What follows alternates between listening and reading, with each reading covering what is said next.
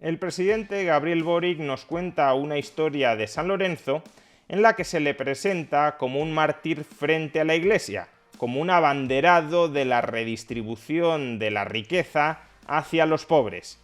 Pero ¿realmente San Lorenzo fue condenado a muerte por eso?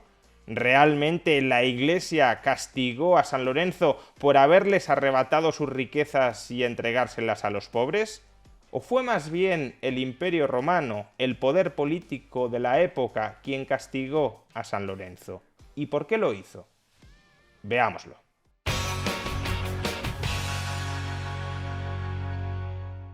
Seguro que muchas veces han escuchado aquello de que Robin Hood robaba a los ricos para dárselo a los pobres.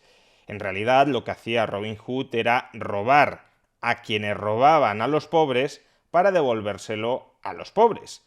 Porque Robin Hood robaba al Estado inglés, a los recaudadores de impuestos, y lo que hacía era devolver el dinero de los impuestos a aquellas personas que habían pagado impuestos.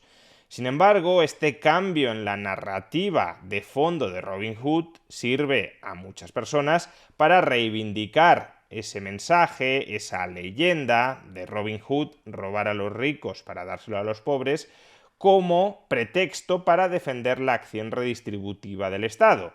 De hecho, hay impuestos que incluso se llaman impuesto Robin Hood, cuando no deja de ser un insulto absoluto a lo que hacía Robin Hood, que no era, repito, cobrar impuestos, sino devolver los impuestos que previamente habían sido cobrados. Pues bien, este tipo de tergiversaciones en el mensaje de fondo de una determinada leyenda es justamente lo que pretendió hacer hace unos días el presidente de Chile, Gabriel Boric. El pasado 10 de agosto fue la festividad de San Lorenzo. Y como ahora veremos, Gabriel Boric reinterpreta la historia de San Lorenzo a conveniencia ideológica. Hoy día es 10 de agosto. Durante la campaña fui al norte y me encontré con una devoción que me sorprendió mucho por San Lorenzo, y en las caletas había, en las casas donde uno entraba, un pequeño altar a San Lorenzo. Y muchas veces cuando nos pasa que la república a veces se vuelve una misa sin Dios, y uno le vacía de contenido a las cosas que uno repite tradicionalmente. ¿Saben quién fue San Lorenzo?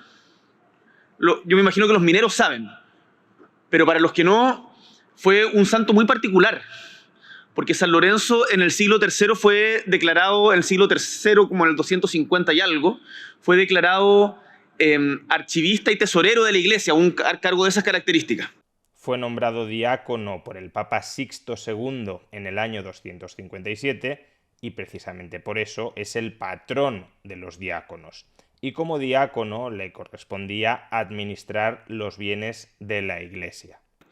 Y en una de las peleas, discusiones que hubo al interior de la iglesia que no terminaban muy bien, le fue condenado. Aquí la cosa ya empieza a descarrilar peligrosamente. A San Lorenzo no lo condena la Iglesia. De hecho, la Iglesia lo canoniza como santo. A San Lorenzo lo condena el Imperio Romano. Es decir, el Estado, el poder político, no el poder religioso, sino el poder político de la época. En el año 257 se recrudece la persecución contra el cristianismo dentro del Imperio Romano.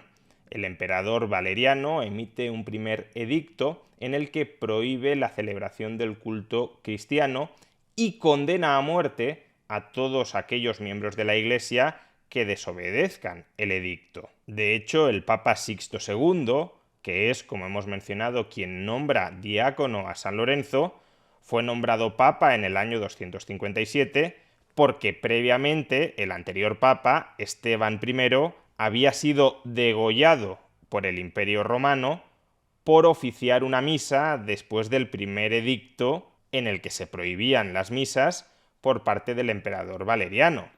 Y en una de las peleas, discusiones que hubo al interior de la iglesia que no terminaban muy bien. Por tanto, decir que había un lío interno en la Iglesia que no termina muy bien, cuando lo que había era una persecución política del Imperio Romano contra los cristianos, pues ya digo, de entrada no es la mejor forma de contextualizar por qué fue condenado San Lorenzo. Pero sigamos escuchando a Gabriel Boric y sobre sus explicaciones aclaramos por qué exactamente, específicamente, fue condenado San Lorenzo. Porque le mandaron a hacer un inventario de todos los bienes de la iglesia. ¿Le mandaron a hacer un inventario? No, y mucho menos parece que el inventario se lo mandó a hacer el Papa. Y no es así. El Papa Sixto II, quien nombró diácono a San Lorenzo, fue decapitado el 6 de agosto del año 258, de nuevo por oficiar una misa.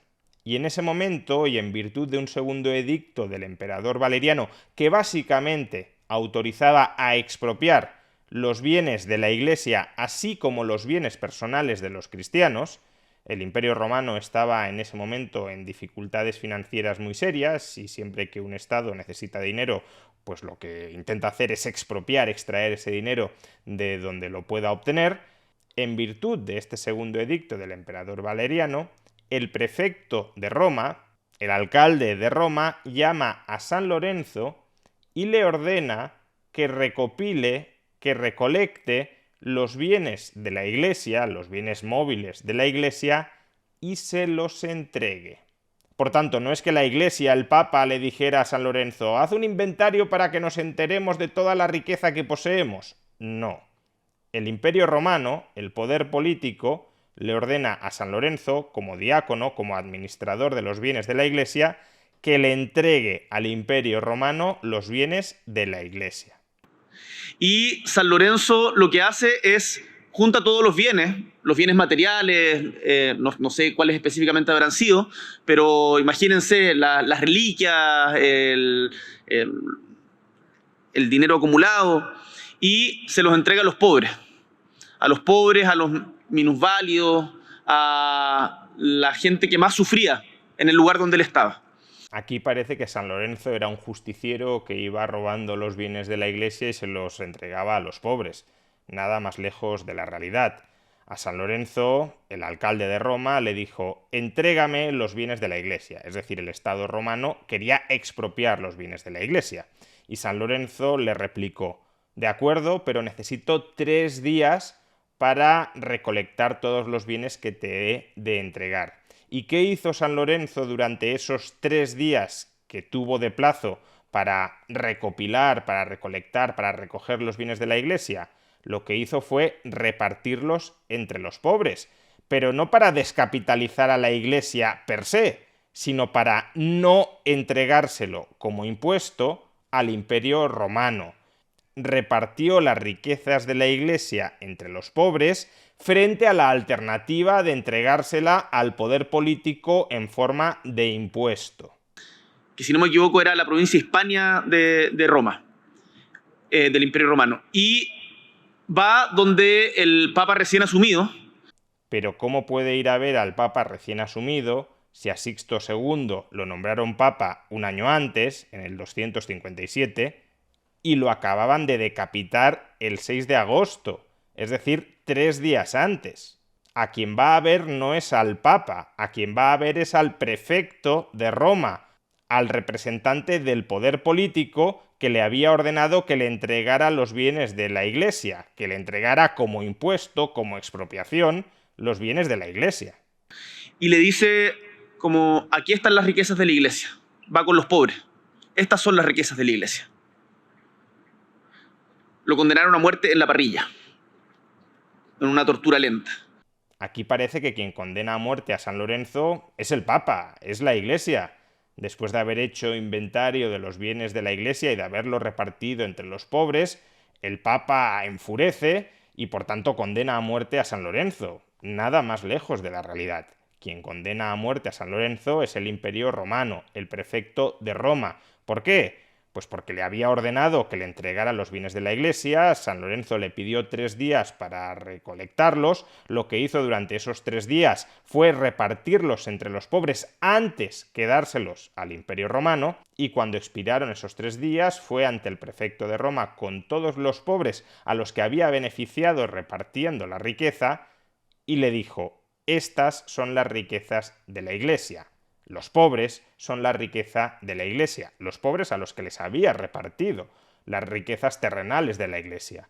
Y el prefecto de Roma considera eso un insulto al emperador y por tanto condena a muerte el Imperio Romano por no pagar impuestos, por no entregarle la propiedad privada de la iglesia, condena a muerte a la parrilla a San Lorenzo. A Sixto II se lo decapita el 6 de agosto, 3 días después para hacer inventario, y el 10 de agosto se condena a muerte a San Lorenzo. De ahí que el 10 de agosto sea la festividad de San Lorenzo. Si quisiéramos hacer una lectura política, ideológica, de la historia de San Lorenzo, que no es lo más recomendable, pero sí es lo que está haciendo Gabriel Boric, si quisiéramos hacer esa lectura política o ideológica, San Lorenzo sería un mártir de la resistencia fiscal, de la oposición de entregar la propiedad privada, los bienes terrenales de la Iglesia, al poder político de la época.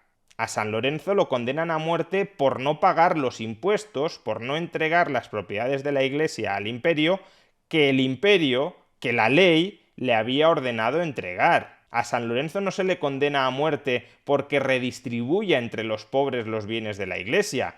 Esa no es la causa de la condena. Aunque no los hubiese repartido entre los pobres, el mero hecho de no entregarle como se le había ordenado los bienes de la iglesia al Imperio Romano lo habría condenado a muerte. Por tanto, es todo lo contrario de lo que nos está vendiendo Gabriel Boric. Boric de alguna manera se quiere colocar en la posición de San Lorenzo. Yo represento los ideales redistributivos de San Lorenzo, pero en realidad Boric ocupa la posición del Imperio Romano, de quien cobra impuestos, de quien arrebata la propiedad a otras personas, de quien castiga a aquellos contribuyentes que, como San Lorenzo, se niegan a pagar impuestos. En esta historia, Gabriel Boric no es el bueno. En esta historia, Gabriel Boric ocupa la posición del malo. Y cuando digo Gabriel Boric, claro, no lo quiero personificar en él. Me refiero a Gabriel Boric o a cualquier otro político.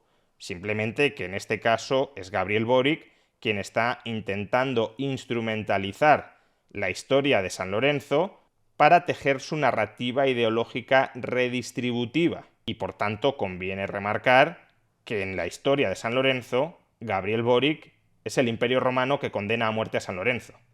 Pero creo que ese ejemplo, esas viejas tradiciones, vale la pena recordarlas. Sí, vale la pena recordarlas, pero recordarlas bien, no mintiendo sobre ellas, no tergiversándolas en función de tu conveniencia y de tu agenda ideológica.